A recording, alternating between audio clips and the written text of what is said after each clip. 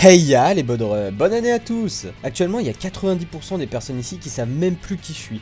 En même temps, après 10 mois sans faire de vidéo, même moi j'ai oublié qui j'étais. En réalité il s'est passé tellement de choses de mon côté pendant tout ce temps que je pouvais même plus faire de vidéo. Entre les problèmes personnels, le manque de temps et un truc un peu bizarre. Je sais pas si vous en avez entendu parler, mais ça s'appelle le Covid. Un virus pas très connu qui a touché quelques personnes dans le monde entier en fait. Et même si j'ai réussi à passer au travers de ce virus à la con, ça a tellement eu de répercussions sur ma vie que monter une vidéo c'était aussi rare que de drop à 5 étoiles sur Genshin Impact. Mais pour mon retour, j'avais envie de vous parler d'une petite histoire qui m'est arrivée.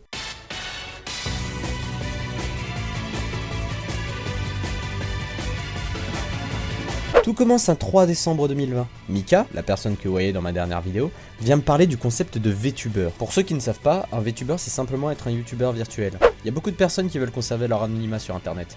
Alors le concept, c'est de parler à travers un avatar avec une notion de tracking à la caméra.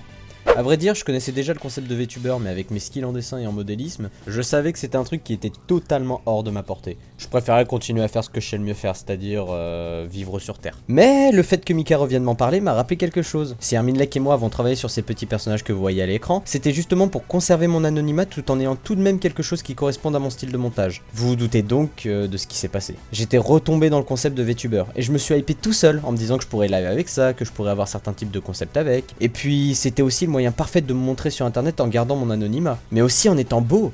L'avatar serait magnifique, et ça cacherait mon physique ultra disgracieux de la vraie vie. En clair, exactement ce que je recherche. Et même si j'utiliserais peut-être que cet avatar une fois ou deux, je me devais au moins d'essayer. Et c'est là le jour où tout a basculé. Il existe des avatars gratuits que l'on peut prendre sur internet afin de devenir VTuber. Mais de mon côté, ça aurait pas marché. Parce que comme vous le voyez, j'ai déjà un avatar avec 1 milliard d'expressions, dessiné par le beau Herminelec, que je remercierai jamais assez pour ça d'ailleurs. Il fallait donc reproduire mon avatar actuel en 3D ou en 2D, et je savais que ça allait être rude. En cherchant un peu, je tombe sur une VTubeuse française du nom de Ponoki-chan. J'ai maté pas mal de ses vidéos tellement c'était plaisant.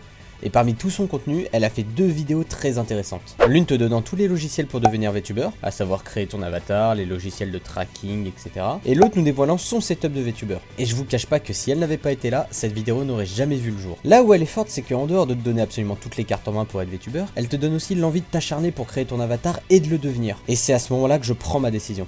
Je veux moi aussi mon avatar. Et c'est peut-être le pire choix que j'ai fait. Je voulais ni déranger quelqu'un avec ça, ni que quelqu'un m'aide. Alors il ne me restait plus qu'une solution, créer l'avatar moi-même. Et ça, c'est très rigolo qu'on en parle parce que j'ai perdu plus de 20 heures à essayer. 20 heures! N'ayant absolument jamais dessiné de ma vie et donc n'ayant aucune base en dessin et encore moins en modélisme, je décide de m'orienter vers un logiciel de création de personnages du nom de Vekatsu. En gros, c'est un logiciel gratuit sur Steam où tu modélises ton personnage et ensuite, avec un add-on créé par un fan, tu l'exportes. Et je précise bien créé par un fan, ce qui veut dire que la méthode déjà n'est pas officielle. J'ai actuellement supprimé tout ce que j'avais fait avec Vekatsu, donc je pourrais rien vous montrer à part l'avatar final. Mais en gros, après m'être tapé une vidéo tutoriel de 1 heure, je décide de me lancer. Mais alors, qu'est-ce qu'il faut faire? Eh ben... En gros, tu crées ton avatar Vekatsu. Pour l'exporter, tu dois installer un add-on. Sauf que l'add-on t'exporte ton avatar en plusieurs textures séparées pour chaque partie du corps. Les yeux, le pantalon, les cheveux, le t-shirt, etc. Et au format .vmx. Cependant, la plupart des logiciels de VTuber prennent ton avatar en format .vrm. Tu dois donc changer ton avatar du .vmx en .vrm, sauf qu'en plus d'être dans le mauvais format, il est divisé en plusieurs textures, et tu dois donc tout remettre en ordre. Il faut donc ensuite pour cela télécharger le logiciel Unity et installer un plugin dessus car le logiciel ne prend pas en fonction les fichiers au format .vmx. Une fois que tu as installé le plugin sur Unity, tu dois importer ton avatar et lui remettre les bonnes textures. Tu dois donc sur les yeux mettre la texture des yeux, sur le t-shirt la texture du t-shirt, etc. Et tu fais ça pour toutes les parties du corps. Une fois que tu as fait ça, tu dois lui ajouter les expressions manuellement et donc configurer chaque expression du personnage, la version neutre, quand il sourit, quand il pleure, etc. Et tout cela avec plus de 50 configurations possibles. Tu dois ensuite télécharger un logiciel annexe du nom de PMXView qui te permet de vérifier si ton avatar marche bien et s'il n'y a pas d'erreur. Ensuite, tu dois vérifier une à une chaque partie du corps afin de vérifier si elle est bien animée et sinon l'animer manuellement. Et une fois que tout cela est fait, l'exporter en .vrm. Si vous avez absolument rien compris à ce que j'ai dit, vous inquiétez pas, c'est normal. Sauf que moi tout ça, j'y suis passé. J'ai fait tout ce que je vous ai dit, à la seule différence que j'ai pas du tout réussi.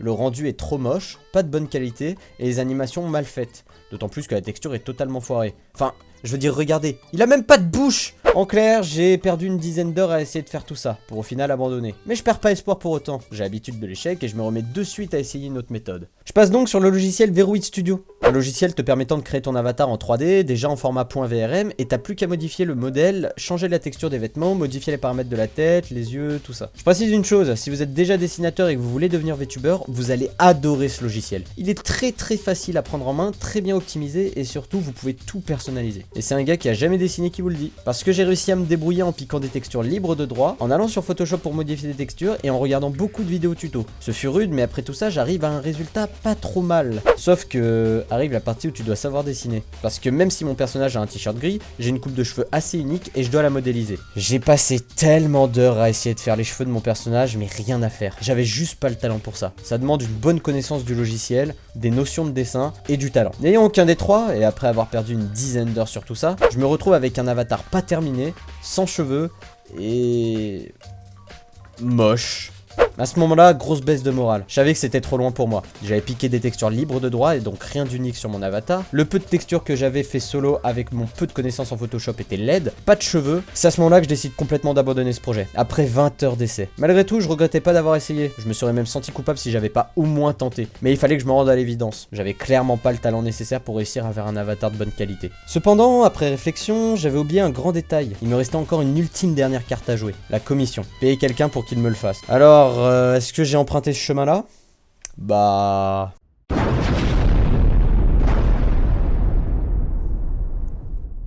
Coucou. Bon, alors, que dire hein, ce fut rude, ce fut un gros bordel. Comme vous pouvez le voir, j'ai même pas de Leapmotion. Leapmotion, c'est ce qui permet en fait de faire le tracking des mains. En gros, vous avez aussi la possibilité de faire le tracking des mains aussi, avec un Leapmotion. Bah comme vous pouvez le voir, je suis passé par... la commission. Oui. Bon, alors, ce fut pas un choix simple. Bon, si, ça l'était, en fait. Hein. C'était clairement écrit que j'allais passer par la commission. Hein. J'avais jamais eu le talent pour réaliser un truc aussi dur. Je suis passé par le site Fiverr. Ouais, donc l'avatar a été fait par Absent7. Comme vous pouvez le voir, je suis très fier parce qu'il est de bonne qualité. On reconnaît bien à la coupe de cheveux mon personnage. Et en plus, regardez. Hop là. C'est beau, non? S'il vous plaît. Il est beau, non? Non, mais j'étais obligé de passer par là. J'étais trop frustré de l'échec, en fait. J'ai été beaucoup trop frustré de l'échec. Donc, à quoi va me servir cet avatar? Parce que si ça se trouve, je vais l'utiliser qu'une fois ou deux. La plupart du temps, je vais l'utiliser pour live. Hein, je vais l'utiliser pour live et pour faire aussi des rediffs Twitch. Parce qu'en fait, je me suis rendu compte que monter une vidéo, c'est cool, mais quand t'as pas le temps, bah t'as pas le temps. Monter des vidéos, c'est cool, j'adore monter, mais ça prend beaucoup de temps. Je veux dire, il suffit juste de voir une partie de la vidéo où Uno était censé sortir, la partie 2, hein, parce que j'avais pas fait tout. Ça fait 9 mois. Ouais, j'ai une caméra pourrie. Hein, une caméra très pourrie, donc ça veut dire que bah, si ça se trouve des fois mon VTuber il parlera même pas alors que moi je parle parce que mon tracking est pourri. C'est une caméra qui date de 2008, j'en suis très fier. Voilà, bah c'est fini, j'ai terminé là, la vidéo elle est close. Merci de l'avoir regardé. Vous avez littéralement regardé une storytime qui ne s'appelle pas storytime. Du coup, gardez le sourire, c'est très important. Voilà. Je vous dis à plus, merci à tous d'avoir regardé, et puis on se retrouve bientôt. Merci de continuer à me suivre malgré mon absence. Voilà.